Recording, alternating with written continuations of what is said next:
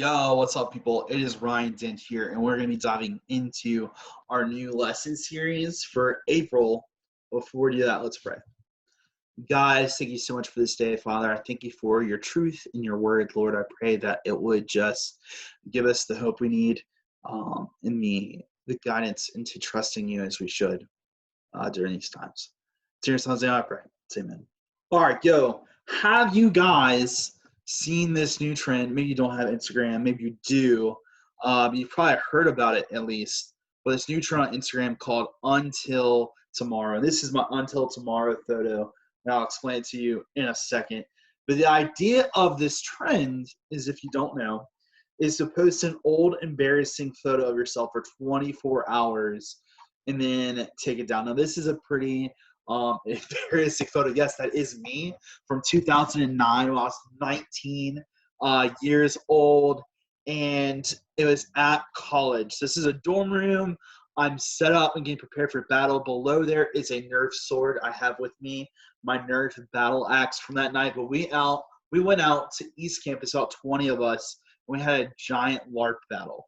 Now, I don't have to explain LARPing, and it'll probably make me lose some more credibility with you. But LARPing stands for live action roleplay, and think Dungeons and Dragons in your backyard. So what we did that night, I'll be honest with you, really isn't LARPing.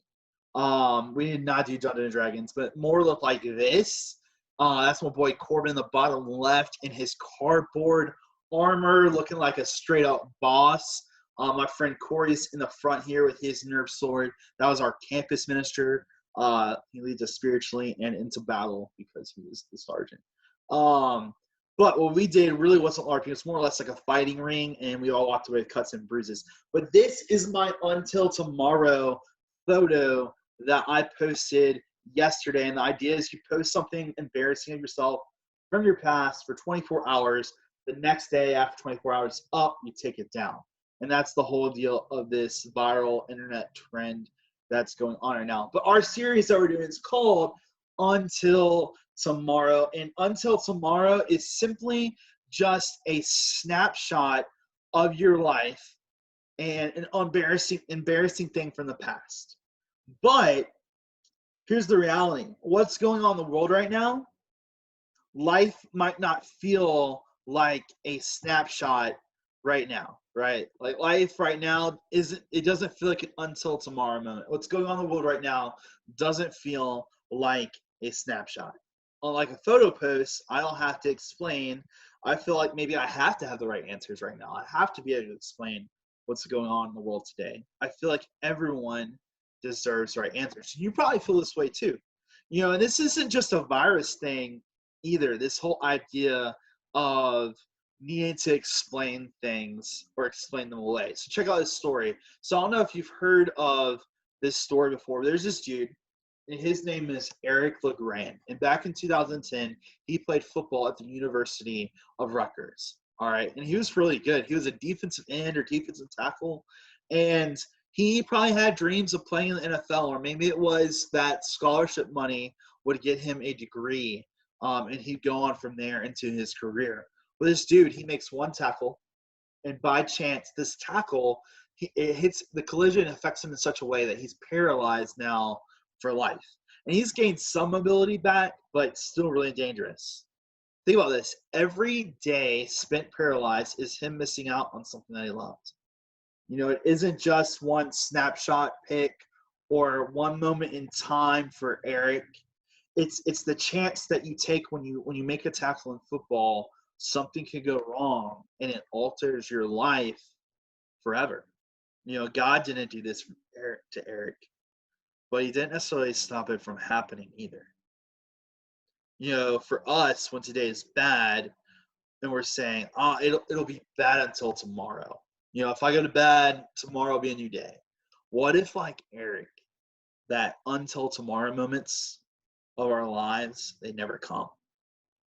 What if what promise does God have in the today moments of our lives when life hurts? What's the promise there? So we're going to be looking at a letter today, and the letter that we're looking at paints a different picture of God in the world created by him. The letter we're looking at today is Ecclesiastes, and you can find it in the Old Testament. So if you want to pull it out, we're going to be chilling out on Ecclesiastes 12. I'm also going to have the slides up behind me because I'm learning how to do technology.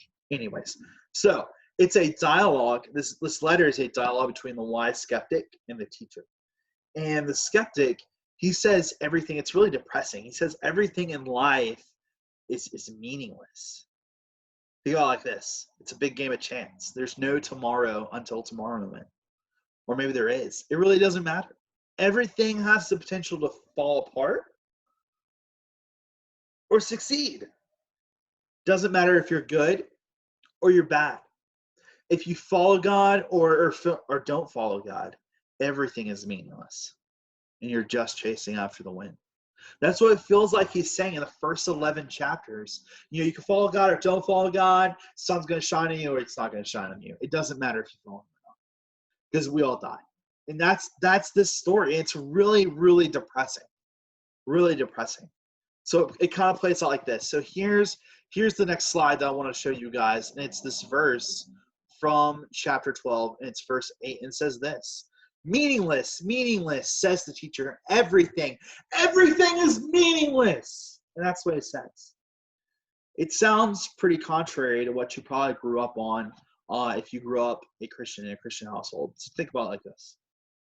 What you grew up believing about God, maybe you grew up believing that good things happen to good people.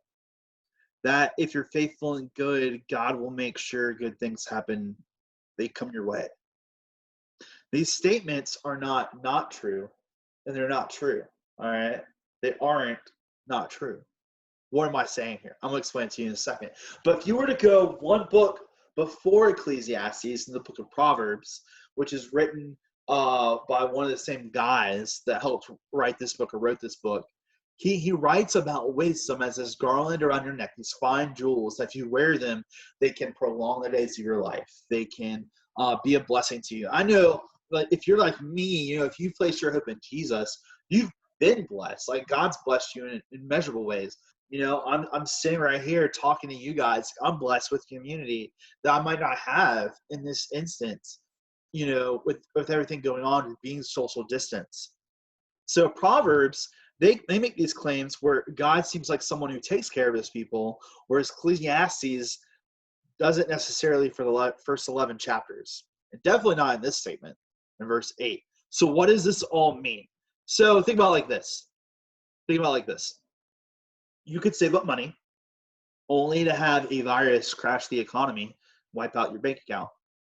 You can work on trying to win a state championship this year, only to have a virus cancel sports, and it might be your only years to win a state championship because you got that kid that's a slugger, just straight up slugger, on your high school team, or maybe you are that senior and you're trying to carry the team. Don't matter because you can't play now. You can set all sorts of things into play, only have chance take them away. It happens, right? So knowing life is full of taking chances and not getting good results. You been there? Because I've been there. All right. So what does this even look like? So the next verse, we're actually going to go 7 verses back. And this verse 1 of this whole chapter explains why the skeptic is parading meaningless. Everything is meaningless. Check this out. Remember your Creator in the days of your youth, before the days of troubles come, and the years approach when you will say, I find no pleasure in them. And then he goes on this huge list of like death, disease, health, wealth, all those kinds of stuff. Sunshine, no sunshine, darkness, clouds, all that stuff. All right. So the skeptic, here's the reality. He's not telling us to turn from everything and God. The skeptic is simply saying, put aside everything. Put everything in its proper place and turn to God. Remember your Creator in the days of your youth. Remember, the days of trouble come. All right? Like he's like, hey, be a prepper, not being a doomsday prepper because you're afraid of everything, but being a prepper and understanding, hey, God has authority over everything, and he's putting everything in its proper place. I want you guys to chew on this statement. All right, so here's our statement that I want you guys to chew on. What's happening in the world is wrecking you. If it's wrecking you, ask yourself, have I put meaningless things on a pedestal? and have I not put Jesus Christ on the throne of my life? The Bible says that Jesus has authority over everything, all right? Like, he's supposed to be our focus. But sometimes we put things on a pedestal. In reality, everything compared to God is meaningless, all right?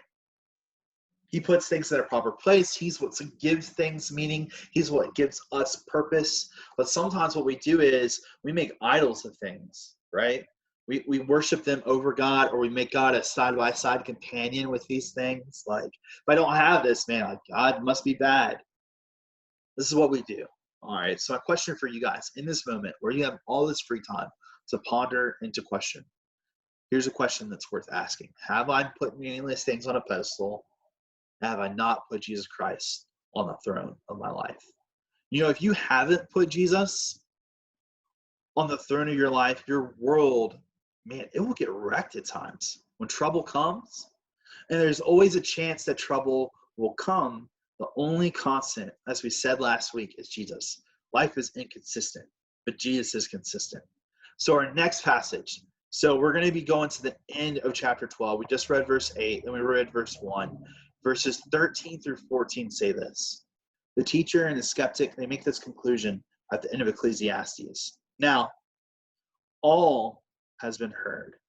Here's the conclusion of the matter. Fear God and keep his commandments, for this is the duty of all mankind. For God will bring every deed into judgment, including every hidden thing, whether it is good or evil. See, guys, we as Christ followers believe all authority in heaven and on earth has been given to Jesus. As the King of the world, he's the only one who will right and fix all wrongs. So here's a way to look at it. Being successful isn't going to fix your life, because chance can destroy your success. Getting a scholarship isn't going to fix your life, because chance can cause you to drop out of school. Getting a job isn't going to fix your life or make your life better, because by chance you could wake up the next day with a life-altering disability. Or maybe all three of these things make your life better. But the thing is, it's all based on chance. When it really comes down to it, these things, you can have effect on these things. You can push hard and be successful, but then something could happen by chance that throws it off, that someone else causes to you, you cause to yourself, or it just kind of happens, like a virus happening in the world. So here's the reality, guys. Jesus isn't just a redeemer. We also need to recognize that Jesus is also a restorer. Look at this passage again. It says, God will bring every deed into judgment, including every hidden thing, whether it's good or evil. So like diseases and death, like these are evil things in the world, but God is going to bring them to their proper place. You know, you can read in Revelations, hey, there's not going to be any more crying, dying, weeping, or pain. At the end of this story, when Jesus comes back, Jesus is going to fix all this. He's going to fix all of it. Now, the reality is that there won't be any more viruses. So right now, it just so happens in 2020, man, it's rough on all of us. But that shouldn't ruin our outlook on today and say, oh, man, life is meaningless. I'm just hanging out until tomorrow, you know? Or, man, like, I don't know if there's going to be an until tomorrow. Maybe your statement is, yo, I'm on pause right now until tomorrow so I can get back to doing me. Here's our main point. This is what I want you to know. God gives life meaning, even when you can't make sense of life. Don't wait until tomorrow or until next school year or until the summer or until the virus is over to get your life right. Here's some things you guys can do right now. So I have 3 action steps for you as you walk away this week. First action step, finish your school year. Don't be a burden to your parents while you're at home. Do you know they still have to work? They still have responsibilities. Some of you guys got younger siblings, and gals, you got younger siblings who they got to take care of because they're not as independent and as awesome as you are. All right. So plus, we need you to be the best that you can be if something like this were to ever happen again. You being lazy, I'm just going to be real, is a waste of time, talent, and resources. Laziness is a sin. So finish the school year. Again, don't be a burden. This falls into other things like chores and projects. There's things that your parents are trying to get you to do because you got more free time. Like, be active, man. Be active around the house. It's just now you might have an extra hour or few a day to do them. They still don't. Your parents don't. So don't be a burden. Be a resource. Be resourceful. All right. So don't be a burden. Finish school year. Last one. I want you guys to focus on your faith. So I know how busy you are during the school year. I know you're not as busy right now. How many of you guys are 1, 2, or 3 sport athletes? How many of you play a sport or we're going to play sport right now? Think about the amount of hours in a week that you had dedicated to that until this happened. You have free time. If you played a sport and you're not right now, you have tons of free time. And here's the reality. Wasted time is just that. It's wasted time. But you could dust off that Bible right now and get reacquainted with this Jesus that you say that you so love. You know, does the Bible intimidate you? Maybe you don't know where to start. Why not download, it's called the YouVersion app on your phone or on your tablet and start a Bible reading plan. It's super easy. I follow the Bible Project.